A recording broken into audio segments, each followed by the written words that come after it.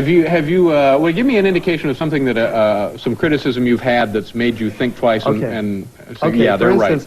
For instance, I mean, even when the critics in general even put me down, there are many times I agree with them. They've always been fair. For example, when I made that movie Heartbeeps, and it got terrible reviews, and rightfully so. It was a terrible movie.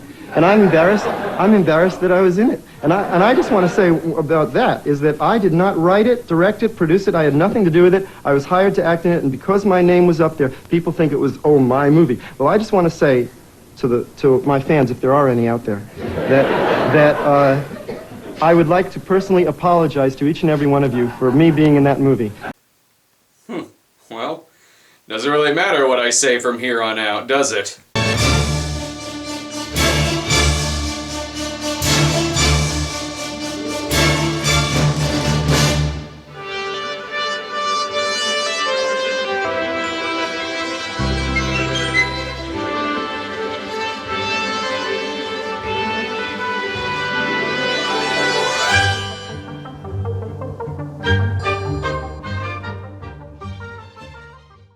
Andy Kaufman. That simultaneously needs no explanation and all the explanations. He was a comedian's comedian and one of the most memorable who ever lived.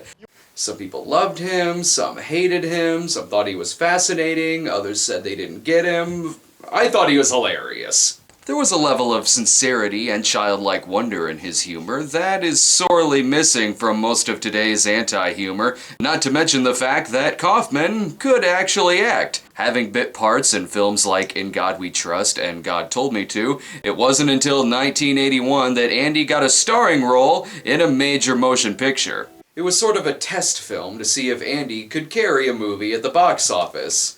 And unfortunately for him, that movie was the robot love story Heartbeeps. Yes, like I said, it was his first starring role, but also his last. Unless you count My Breakfast with Lassie. Almost makes you wish the film were made today, because since when has a terrible film stopped people from hiring this guy? But maybe I'm getting too ahead of myself. Perhaps what went unseen in 1981 can now get my approval in 2013. My name is Crime Buster. No. My crime-fighting computer contains 1 million microchips, thousands of circuits, and a couple of loose wires. And too bad none of those can help you chase a criminal up a flight of stairs. Look at this, the Crime Buster can't even differentiate between a tree stump and a human. Move or I'll shoot.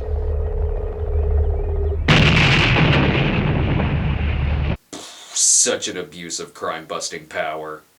Skynet's origins are a lot more ridiculous than I would have thought. I don't see what the big deal is. The movie comes to us from powerhouse producer Michael Phillips of Close Encounters and Taxi Driver and The Sting.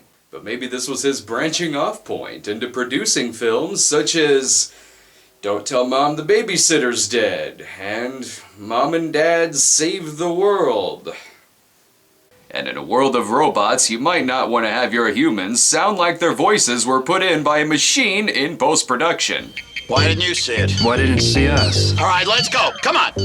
Here's where we get our first look at Andy's Val, an exorcist bot, I presume. Turn your head around. I hate it when they do that. Then why did you build him to do that? I thought you were a comm series. I am. I was waiting outside the reprogramming building as instructed. I see he's been equipped with a Latka voice model. Would have been much funnier if the movie was just the Val bot reciting The Great Gatsby. And why does his suit have to look robotic? Seems like it would be much cheaper for this robot company to simply buy a tuxedo. I'm 3 minutes in, and this looks less like a love story, and more like it's gonna end with him murdering everyone. Aw, it's love at first script convenience. This movie, by the way, premiered on the very weekend I was born. Figures that I was brought into this world when a movie debuts showcasing its lead character's crazy fucking eyes. Bernadette Peters plays Aqua, dressed as if she's on her way to one of Frankenfurter's legendary parties. As for the director, it's okay. Alan Arkush would go on to better things, like, well, maybe the catering was really good on that film. I presume you are here for damage to your mental circuitry. Incorrect. My designation is Aquacom. I'm sure that would look creepy in 1981, but now she has the facial movement of anyone walking down the streets of Beverly Hills. For the Com series robots, charm increases desirability and is therefore valuable knowledge. I too am in the companion series. When nerds flirt! And she does impressions. What would be an appropriate response of mine? You would probably say something like, Yeah, I know what you mean. Mountains always make me feel closer to God for some reason. Can I get you a drink? It's very important that they equip them with other voices, in case you wanted your female maid robot to sound like a large black man. Well, it looks like this scene is over. And what would happen after I brought you this banana daiquiri at this poolside social gathering? Oh my god, I get it! You're making fun of meat cutes! I hope this storm brings on the opposite effect of short circuit. They get struck by lightning and die. And now we know how George Hamilton met Judy Jetson. As soon as I find myself being impressed by the movie's visuals, something silly happens.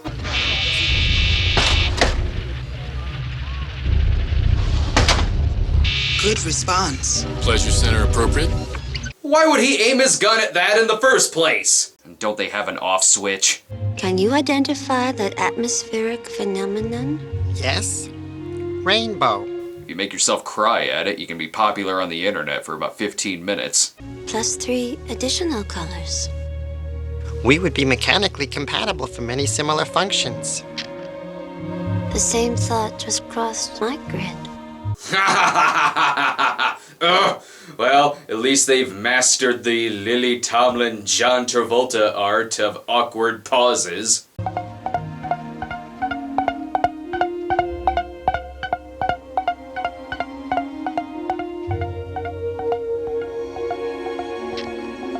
Uh-oh, I sense comic relief bot approaching. I'm staying at this gorgeous hotel. I told the clerk I got a leak in the sink. He said, go ahead. Customer's always right. Why would they invent that? Did you two jokers hear about the guy who was killed by a weasel? Killed by a weasel? How? Don't ask, Max. It'll just be something dumb. All right. Well, now you got me. I do want to hear about the guy who was killed by a weasel. He was sitting on a railroad track, and the train came along, and he didn't hear the weasel. God damn it, Milton Berle bot! And why is Randy Quaid judging someone for saying a stupid joke? Thank God Val and Aqua don't say anything stupid. You took the words right out of my speaker. See it? Hey, speaker. Oh, God damn it! That's robot speak for mouth. How is it that they built these robots for stupid robot puns, but they didn't teach them how to drive?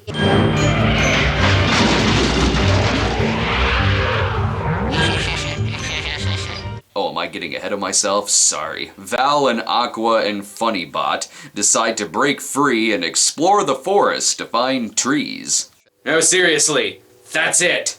And when the maintenance men are put in charge of finding them, Ed 2O Fail overhears and decides to go after them himself. Quick, everyone, hide your tree stumps and paper cutouts of babies. But meanwhile... Aqua, look! I think I could fit this truck in between those two trees. This truck is broken. He broke the truck by crashing into the trees, you see. Somebody must have used it improperly. That was you, asshole. You're not supposed to crash the truck into the trees. But never let a good car crash go to waste, so they decide to build themselves another robot sidekick out of spare parts. Look, Aqua. It has your wiring. Yes, Val. But it has your circuits. And he also has the wiring of the mailman's truck. Scandalous! Wait a minute. Wally? What the hell? He was sent in to clean up all traces of the movie Heartbeeps from the Earth's surface. Careful though, Quaid is on your ass. The dashboard's missing! Now why would robots take a dashboard? They speak in puns, twist their heads around, and drive cars. And that's what you're weirded out about? Speaking of puns, what are they talking about now? What is the definition of God? Okay, it's getting a little deep. God is an irrational, unknown variable, which humans associate with the value judgment known as goodness. If only God can make a tree, God is very efficient. Correct. It's at this point that I realize that the robots of Heartbeeps are speaking about something of more substance and relevancy than any of the characters from Twilight, The Host, Attack of the Clones, or Temptation combined. Look at this, you even caused Randy to drink, and he was originally supposed to be sober for his role as Cousin Eddie. I cannot rest. It is my duty to make the world safe for democracy. Who are you talking to? Why are the robots this big of a threat? All they want to do is just check out Igaz's cave to see if there's a robot word for Stemlo. What are the probabilities of encountering hostile life? I have insufficient data. Whoa! Oh dear. Well, this movie did something that Hangover 3 couldn't do. It made me laugh. Logically, the wildlife could coexist with our units in the cave. Okay, Andy Kaufman is gonna wrestle a bear. More proof that Andy was the greatest wrestler who ever lived. No, don't do it, Wally. He's significantly bigger than a cockroach. It's weird how this movie has much more bear in it than Grizzly 2. Oh shit, the bear's gotta get out of there before John Candy shoots him in the ass. Again, I don't understand the massive hunt for Val and Aqua, when Rockford Bot here seems to be doing most of the damage. Oh, fuck, oops, missed some of the dialogue here. So the spaceman takes a bite at the bagel, thinks a minute and says, you know, this would go good with lox. I'm sorry, I missed the setup, otherwise I'm sure I'd be in tears. Remember in the 80s when our robots could smoke with no hassle? I know what you're waiting for. Robot sex talk. When you are finished with my shoulder, see if you can fix my pleasure center. Would you mind saying that again without looking like a rape bot? Val needs some spare parts due to a bear attack, so they dress up like robots holding a Christmas tree. The town is so small, they probably got one yellow page. I hear they closed the zoo. The duck died. I'm angry that you made me laugh again. Hey, you want to see Val and Aqua with their conversation switches turned to full blast? You know, these are Douglas firs. That's very interesting. Thank you.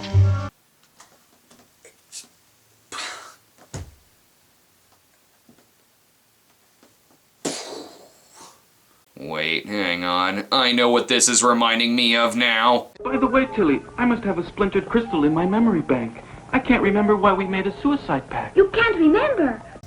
Suddenly Heartbeeps is a fucking masterpiece. Uh-oh. Danger. My clue analyzer reveals this to be material from a Valcom model.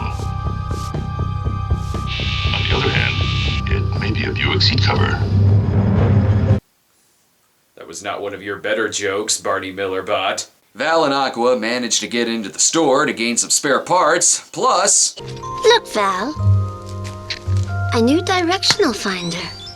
Good thing that store just happened to have that! Hey, have you ever seen Chopping Mall? I keep waiting for this robot to break up an after-hours teen party at a local Macy's. Oh crap, no robots here, officer. Just a few serial killers hiding behind some trees. Hey, don't holler at me, you overgrown garbage disposal. Did your folks have any kids that lived? Talking back to an officer, that'll get you 10 to 20 bullets to the face. We are not criminals. That would be illogical. Robots cannot be criminals because we are bound by a robot litany. Well, that sounds familiar. I'm confused. You cannot be robots because you're criminals. And efficiency. But you cannot be criminals because you're robots. This seems really familiar.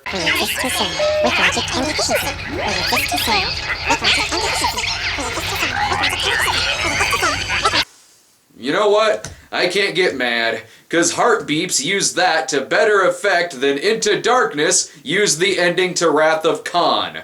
The bots sneak into a house party to blend in, and I sure hope Chris Wallace bot doesn't catch them. At least they're keeping a low profile. How long can a person live without brains? How long? I don't know. How old are you? It's not a party until someone insults the host's wife. Or when Bad Lieutenant Bot breaks in, guns a fucking blazing.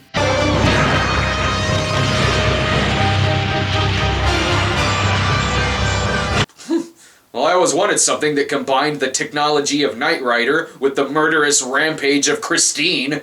And poor Imogen Coca Bot has to clean up this whole mess. I see even robots have morning after tension. Aqua, I have been extremely inefficient in not exchanging information with you. It's just that I did not want to complicate your computer with... I function better with maximum input. Agreed. Are they fighting? Are they back together? The only thing that can fix my logic determination buster is a fucking bullet. Not like the human conversation is any better. A commune? Were you a hippie? With a hippie? So that's the end of that. And why is the crime buster gone from Joe Friday Bot to Godfrey Ho Bot? America, America, God shed his grace on thee.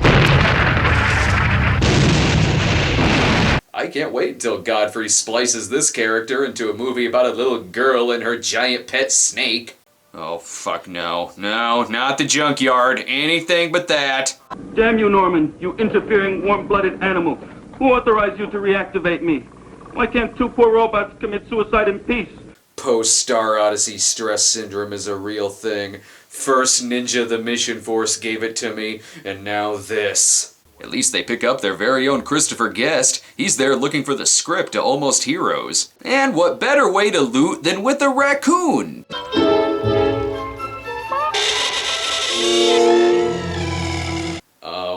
Graphic? Guest does have a little more smarts than Val and Aqua, in that he knows that the only way to defeat Psycho Cop Returns Bot is to unhook his wiring.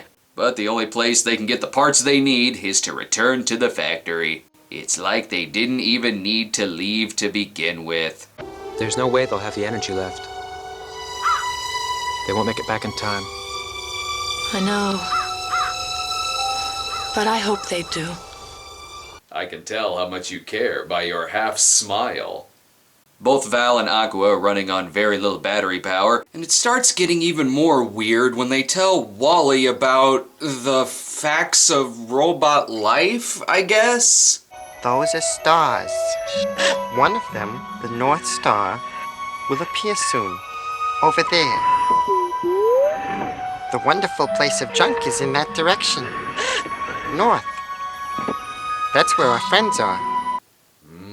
This movie's getting surprisingly heartwarming. I hope the very last thing about me they circuit wash are my memory tapes of you. I remember when I said that to my prom date. Her jock boyfriend punched me in the face. Apparently, I was the only one who realized she was my date. Wally, however, is saved when Jack Carter Bot exchanges his own battery pack for his. My mother-in-law needed a heart transplant once, but we had to give it up. We couldn't find a gorilla. Oh, is that really the joke you wanted to go out on? Could you have thought of something better, like, I don't know. So I was at my heart surgeon's funeral, and his casket was lowered into a giant papier-mâché heart. The guy standing next to me starts laughing. I ask him what he thought was so funny, and he said, well, I'm just thinking about what my funeral's gonna be like. I'm a gynecologist. Despite all the odds, though, they make it sort of close to the factory. You did it. I knew you could, Val. Is she happy, or is her collagen leaking?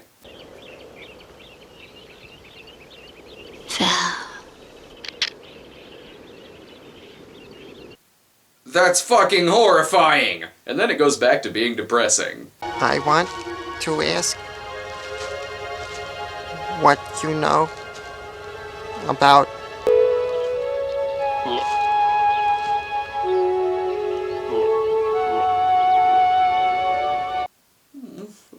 Why am I getting sad by this? It's almost like I've grown to sort of like these characters. Well, but that can't be it, because I am programmed to hate! Forget I said that. Perhaps I've said too much.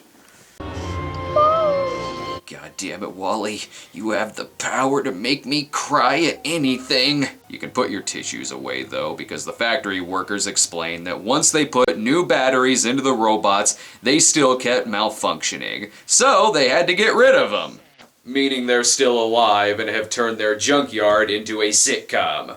You were right about the number 14 flexi cable when you were reassembling all of us. See? There's even a kid bot, which means who fucked what robot? Still, I don't get how they got rid of Val and Aqua for malfunctioning, but it's okay for Terminator Bot to still go around massacring people. They think they washed my circuits. That a crime buster always gets his back. And then it tracks them down and kills them? What? This movie was an extremely weird sit. On the one hand, it's easy to get mad at this movie, since its underperformance meant that Andy couldn't go on to do the Tony Clifton story, but while this movie is incredibly easy to make fun of, I seriously can't tell if it's bad or if it's genius. You can call the robot's dialogue trite and forced, but they themselves deliberately call it trite and forced. It's like they're programmed to be cardboard cutouts of romantic leads designed to go through every single cheesy romantic cliche in the book. By any chance, are you feeling decreasing power in the unit, Aqua? Yes, but I didn't want to bother you with that particular variable. Sometimes it doesn't feel like bad writing. It feels like that's what robots built to be in a schmaltzy romance would do. It's like even in dialogue, they're pointing out the robotic ridiculousness cliche of the third act breakup. It is illogical to function with another unit on a regular basis and not use that unit's full capacities. Hell, there's a comic relief who is a robot specifically built to be a terrible comic relief. He even comes with his own rim shot. A woman went to her psychiatrist and said, "Doctor, it's about my husband. He thinks he's a refrigerator." "Yeah, it's not so bad," the doctor says. "It's a rather harmless complex." "Well, maybe," the woman said. "But he sleeps with his mouth open, and the light keeps me awake." It's like any criticism that you could throw at the movie is just describing the movie and the character's intent. The movie's not poorly made either. Stan Winston's Oscar-nominated effects are impressive, and apparently Jerry Garcia was the voice of Phil? Fucking random! Maybe it would make a better sketch than a movie, and it is kind of like Coneheads in that regard. But I think there is something a lot more satirical to its wooden and obvious dialogue than perhaps many critics in 1981 let on. Although it's possible that for the first time since doing this show that I, outside of the Cinema Snob, am reading way more into this thing than even he would. But, like I said at the beginning of the show, it really doesn't matter what I say about the movie. Not when we have more of this footage. I would love to be able to personally give back the money that all of you paid for your admission price. And I am right now working on a plan where I can legally do that out of my pocket, refund everybody's admission price back. Well, make sure you have change for a 20. This is true. Wait, I didn't... It was just a joke, never mind. It doesn't mean a thing. It's just my way. It's just a little joke. Occasionally I'll get in there. Yeah, but what does it mean? It means that what it means is maybe the movie didn't do that much business anyway. It didn't. Oh. Oh, no, it didn't. Hardly anybody saw it. That's why I'm willing to give them the money back. Andy Kaufman, ladies and gentlemen. Good luck to you, Andy. Thank you for stopping by. Andy Kaufman.